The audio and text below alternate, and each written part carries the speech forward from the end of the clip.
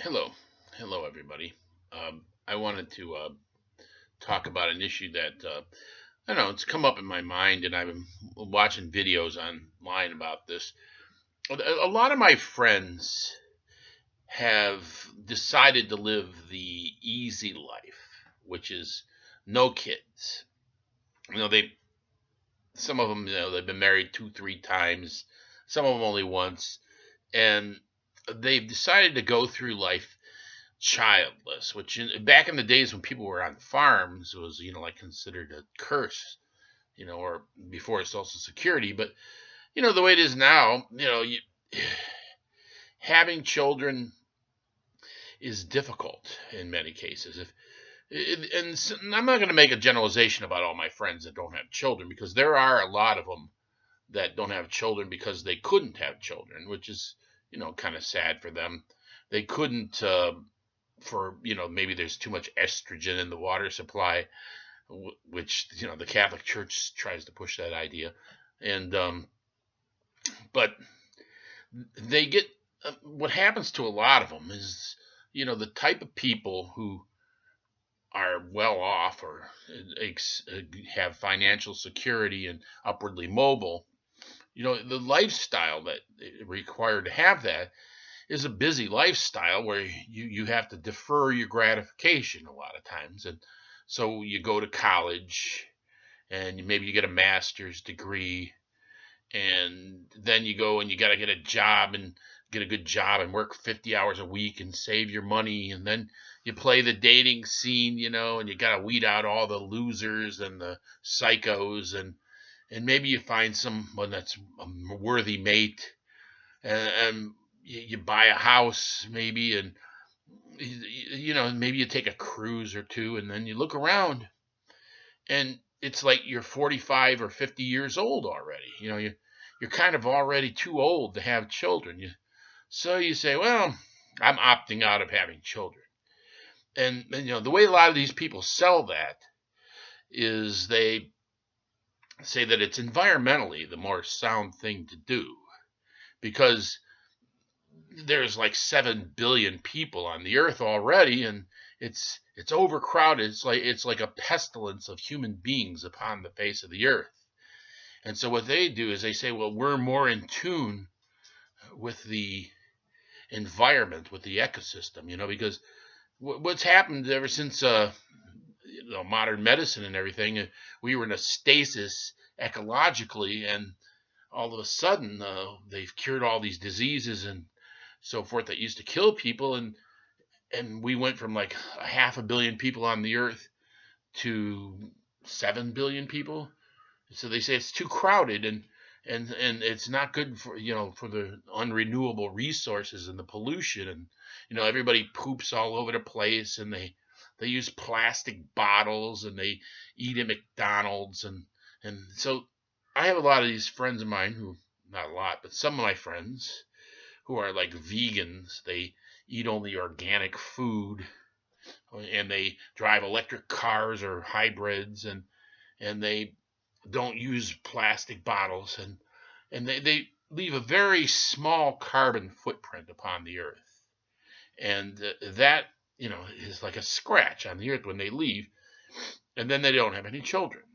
And financially, you know, honestly, I can see where it could be quite a comfortable and easy thing to do economically. If I did all the work that I did, and I could have probably taken more chances if I didn't have kids, and if I did all the work I did and just spent the money on myself, it would have been a pretty good life. I could have gone like they do. They take trips to Europe, and some of them have sailboats, and they go, they go to baseball games, and they eat at nice restaurants and stuff. But when you have kids, at least for me, everything goes to the kids. You just have to bite the bullet a lot of times. You're not, you are responsible for other people's completely, for their well-being, so that they don't starve. And so, and honestly, it's less stressful if you don't have kids. I can understand that.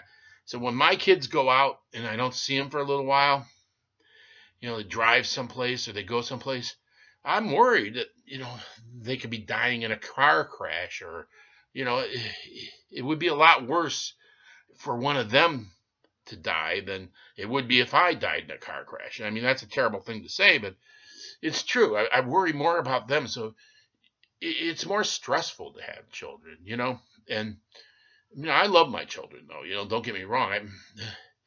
And when I did some research all about this, what it, I don't want to be smug because I'm the dad and stuff, that you get to play the role of the dad, or the mom if you're one of the, if you have children. So, and, I guess you could think, well, when I get old, they'll come and visit me maybe, you know, but, but these folks who don't have children, I'm wondering if they miss having a little cute cuddly thing to hug and kiss, and so a lot of them, they go out and they buy puppy dogs and kitty cats, and they dress them up in little outfits and feed them real expensive food, and it seems a little unnatural, to be honest with you. They um the other thing, as I was watching these videos, I came up with this, and I'm trying to think, well, what is wrong with not having children? Maybe it's not wrong, but they have whole groups of people now, classifications of people who go around the concept of having, going around the responsibility of having children. There's like what do they call them, the men on their own, whether migwums or whatever they're called, men on their own. These are guys who have decided that men, they're not homosexual men, but they've decided that women are nothing but a pain in the butt, and they don't want anything to do with women. And they decided that marriage is something that favors the women over the men. And now women have women's liberation, and they're taking the jobs from all the men. And the men say, what they're saying now, a lot of this group of men, this is a large group of men nowadays, they say, I just don't want anything to do with women at all. I can have pornography on the internet, and play video games all day, and I don't have to dress myself up nice, I can look as ugly as I want to look, and I have no reason to associate with women at all. And you think that's a small class of men? No, it's especially in other countries like Japan. It's like 70% of the men in their 20s and 30s have that attitude, and their population is declining. Now, in the United States, they have that. There's a lot of people, a lot of guys like that. But there's also, the homosexual society that exists nowadays, which is, men who like men and women who like women, and they have like all kind, men who are changing themselves into women and women changing themselves into men, and maybe they swing both ways, and of course the one thing is they understand the reproductive and the hygiene part of sex.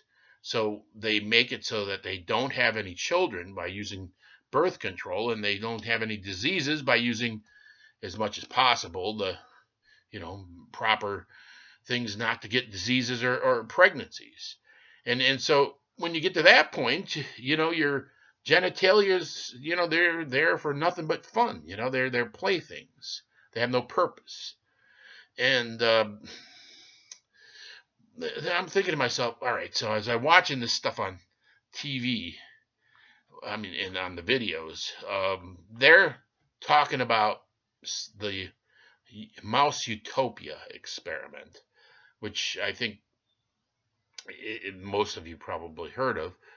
And that is, back in the 40s and the 50s and into the 60s, there was this guy, Dr. Calhoun, I think his name was, and he made a Mouse-Utopia, which is to say, they put together this big cage, and they put 8 mice into it, 4 pairs of mice.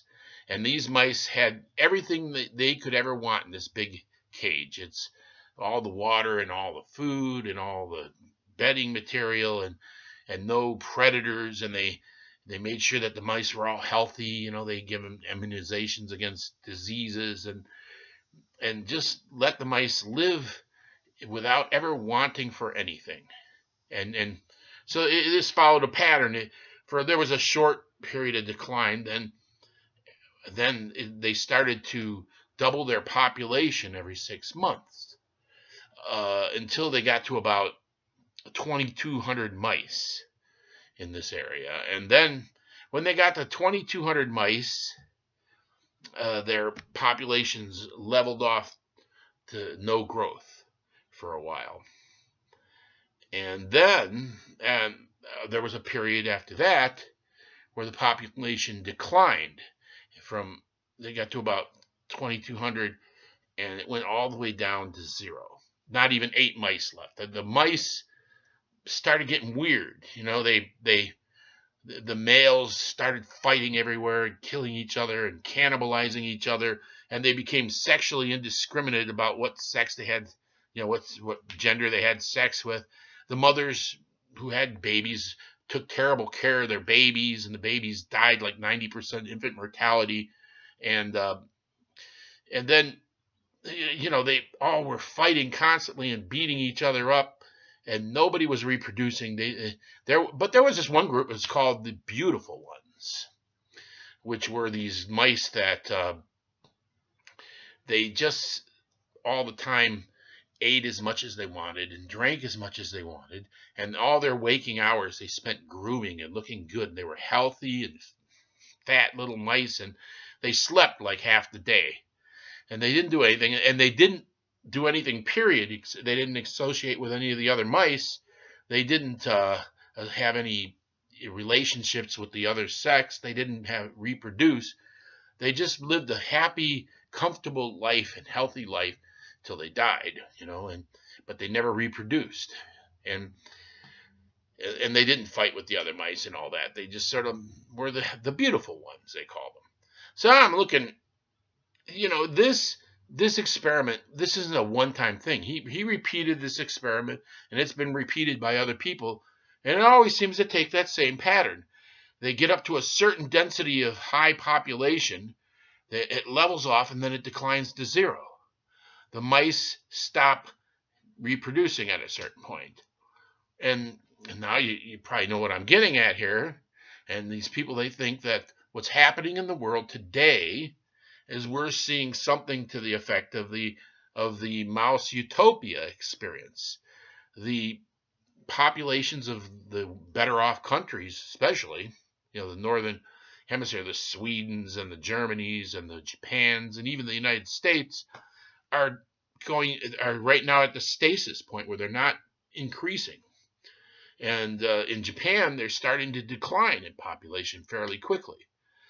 So maybe, there's a built-in fail-safe in species to not overpopulate a region.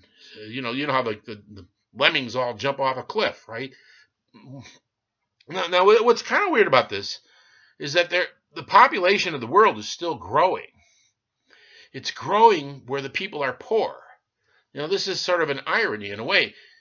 The wealthy people, like in the United States and in Japan and so forth, those people, they live good, comfortable lives. They're the beautiful ones.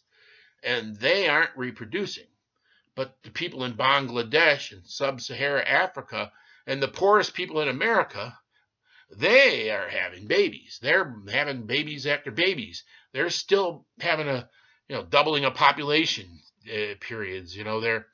So it seems like the ones who would be the most likely and best parents would be the rich ones, and the other ones, the poor ones, would be the less likely. But it seems that there's something about the nature of animals that you have to be striving in order for you to want to live, I guess.